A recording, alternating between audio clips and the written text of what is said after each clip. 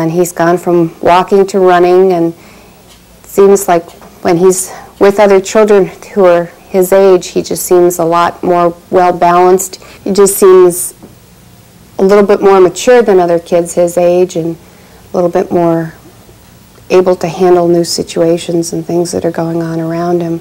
So I contribute a lot of this to the Rolfing.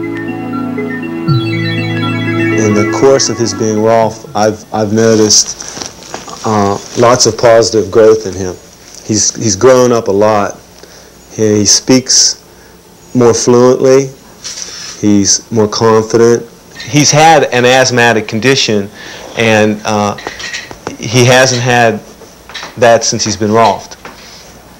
He walks straighter. He's taller. He walks taller. He hasn't grown any, and yet he walks taller. He's more confident.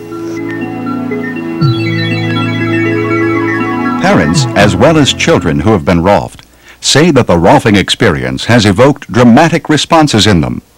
But Robert Toporek has found some of the most profound effects among children with special problems. Working with children, while I've discovered that Rolfing won't cure a body, it'll certainly help that body be able to better deal with that particular problem. In the case of degenerative diseases or chronic conditions, although it may not alleviate the degenerative disease or the chronic situation, it'll certainly assist that person in being able to better deal with that problem. For 2 years we had taken him to orthopedic surgeons due to a muscle imbalance. Michael could not sit up by himself, did not walk till he was close to 2 years of age, and really had a problem standing up straight. He was falling more than not. The doctors offered us no hope. They said there was really nothing they could do to correct this problem.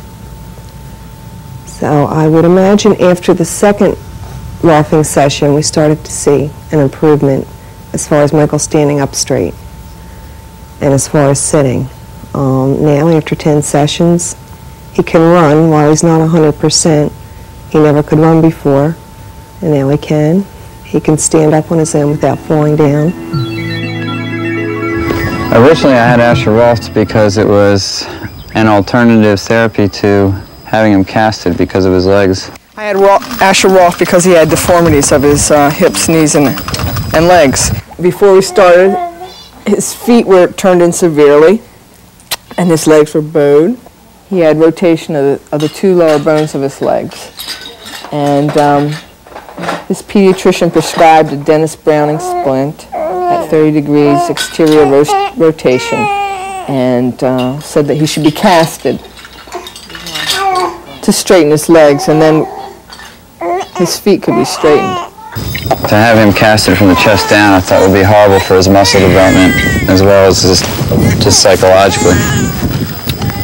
So that was how I heard about Rolfing as a potential alternative to casting and the standard medical procedures. And since he's been Rolfed, he's a different little boy. His legs are straight now. Took him back to the Alfred I Orthopedic Institution in Wilmington, Delaware, and they took x-rays and examined his legs and said that his bone structure was perfectly normal. I feel Rolfing made Asher a more straightforward child. He's real happy. He has tremendous physical abilities, which makes him very strong. I feel Rolfing straightened out Asher's legs completely to a point where he runs very well now. Rolfing straightened out Asher's legs so he didn't have to be casted. When the doctors looked at him, his development was fine. Asher turned out great. It made a big difference in his personality as well as his body. He seems to be a much more open child. He has less fear, more self-confidence. He seems to be quite precocious. Rolfing has an impact on the entire being of a person. Their mind, their body, and their spirit. They're actually all part of the same thing, and that as you affect one, you affect the other.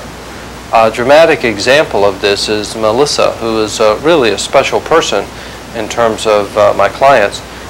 Melissa is autistic in that, and she's never actually verbally communicated in her life, but you know, she actually does get along in life, and she takes care of herself a lot, and she's really a unique person.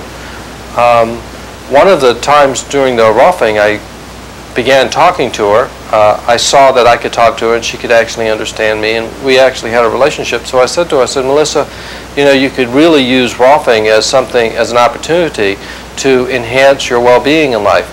And it was at that point that there was actually this turning in the Rolfing sessions, and she actually began to understand why she was here and to use it. And after the 10 sessions, she was much happier, she was much more expressive, she was actually more in touch with and in control of herself.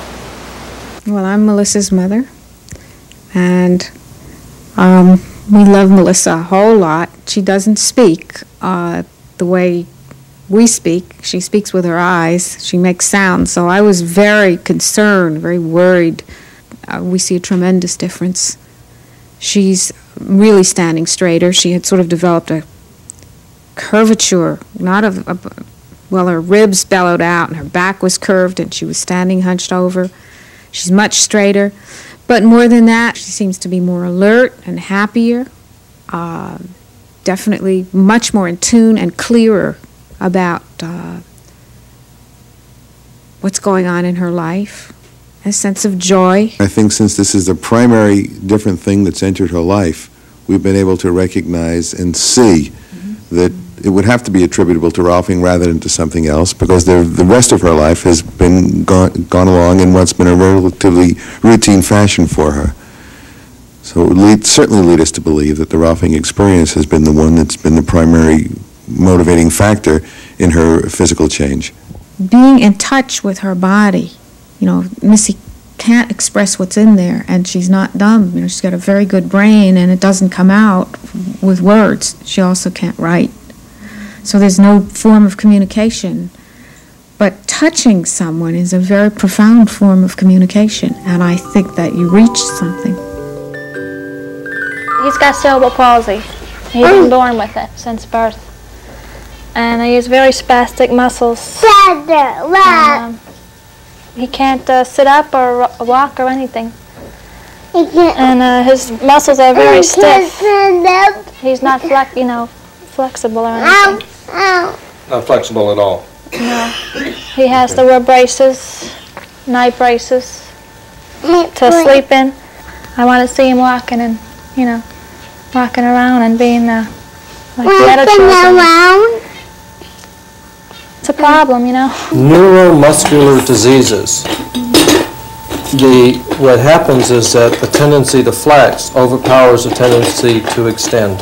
What happens is that something forces the flexion tendency in the body to overpower the extension instead of extending.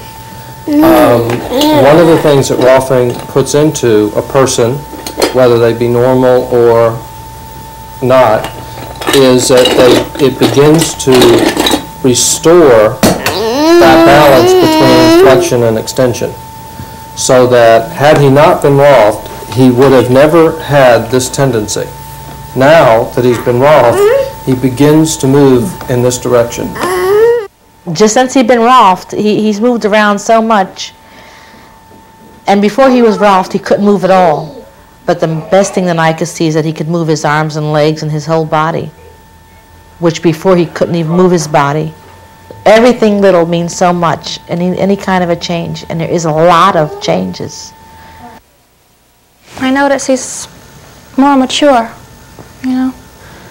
Like he wants to know about everything, like he's more inquisitive about things.